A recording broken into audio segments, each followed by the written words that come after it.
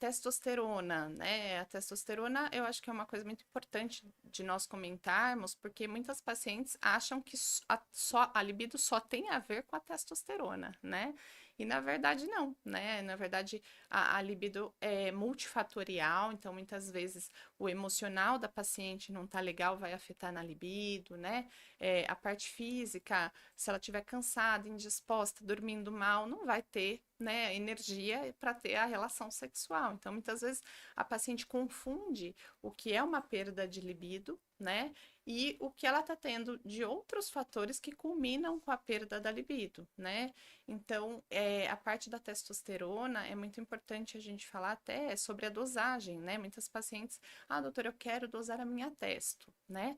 A testo, hoje, o que a gente tem em laboratório, né, os kits de laboratório, a parte de sensibilidade para análise, quando nós pedimos, é nos casos que a gente está pensando que ela está muito alta, uma patologia que eu estou pensando que a testo da paciente vai estar estourando, né? E não quando eu estou pensando que ela está baixa. Por quê? Porque a mulher e a criança, elas têm um limite muito abaixo, um limite baixo de testo.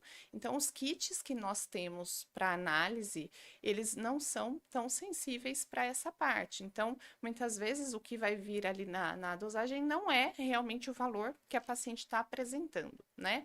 E a indicação da testosterona em literatura hoje é uma coisa muito pontual, né? Na qual a gente excluiu todas as possibilidades de perda da libido. A paciente está numa pós-menopausa.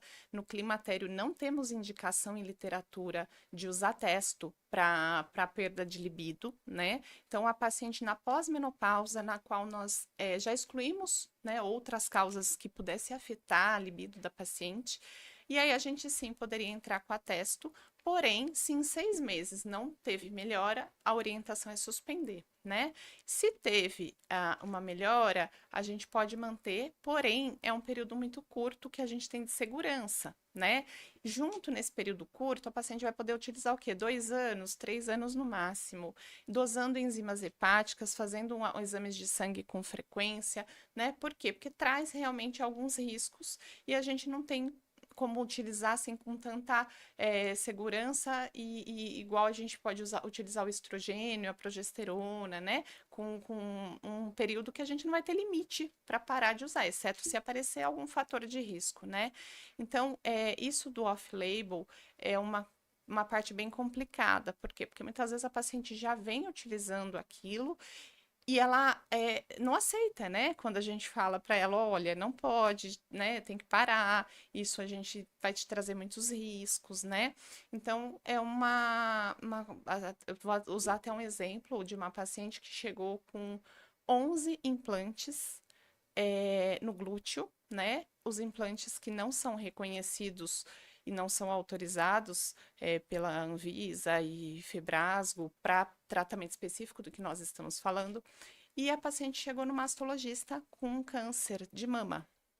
E o mastologista, a primeira coisa que ele perguntou para ela, com 11 implantes, é: a senhora sabia, né, quem colocou, o médico, seja quem for, orientou a senhora sobre o risco de câncer de mama, né, que esses implantes traziam para a senhora?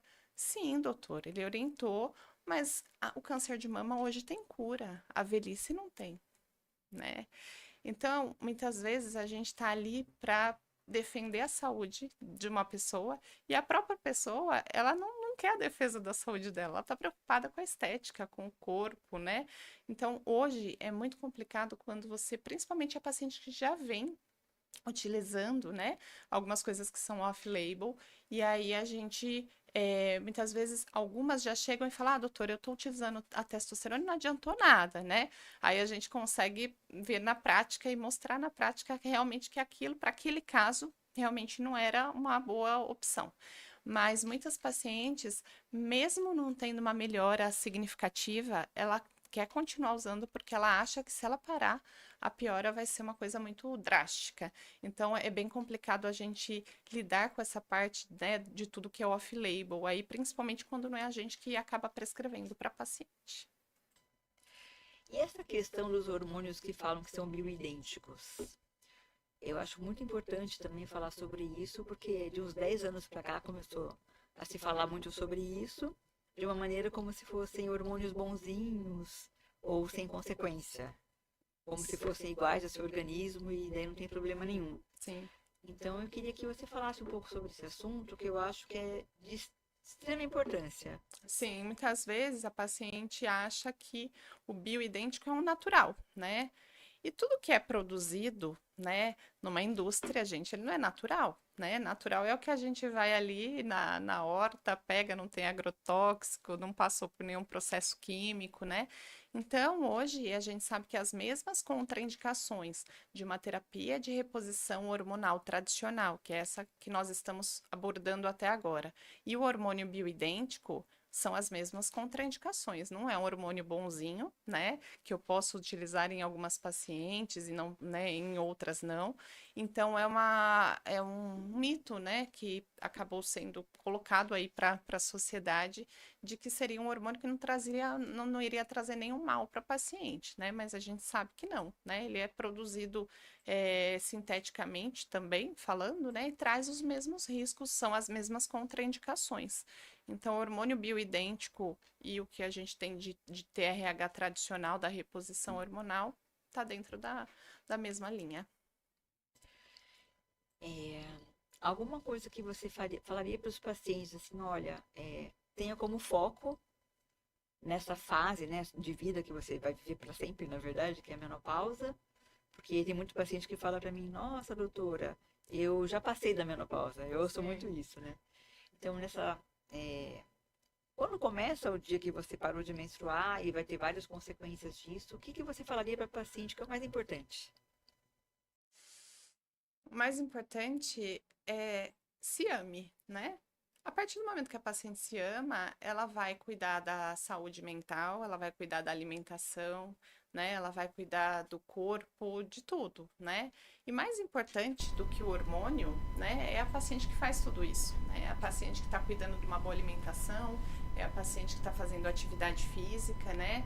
A gente quer chegar com 80, com 70, com 90 anos, né? Não só com os benefícios que a reposição hormonal vai nos trazer, né? Mas com uma mobilidade, podendo se locomover, não dependendo das pessoas, né? Não, para te tirar de uma cadeira, colocar numa cama. Então, atividade física, a musculação, atividade física aeróbica, uma boa alimentação, tudo isso faz parte, né, de a gente ter um bom envelhecimento, um envelhecimento saudável, né? E muitas vezes, quando a gente entra, às vezes, com a reposição hormonal e a paciente melhorou daquele sintoma, ela acha que não precisa do restante, né? E na verdade, eu acho que o ponto principal é isso, a gente se amar, né? E muitas vezes vai ser muito mais importante esses cuidados, né, do dia a dia e ela ter uma manutenção, né, disso, não ser uma coisa temporária, né? Porque realmente sempre vai trazer mais benefício do que a parte medicamentosa, né?